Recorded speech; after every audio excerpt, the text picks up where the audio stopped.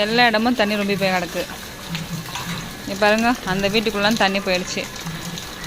Plus drainage தண்ணியும் வந்து league ஆகிட்டு வெளியே வந்துட்டுருக்கு.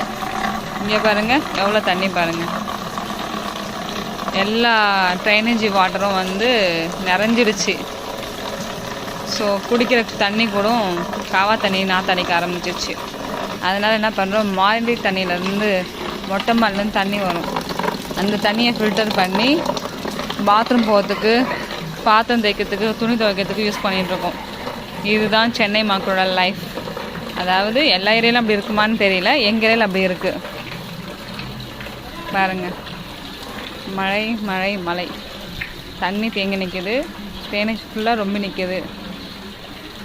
ட்ரைனேஜ் கிளியராக போயிடுச்சுன்னா இந்த தண்ணி தேங்கி நிற்காது. ட்ரைனேஜ் அடைப்பு இருக்கிறதுனால தண்ணி தேங்கி நிற்காது.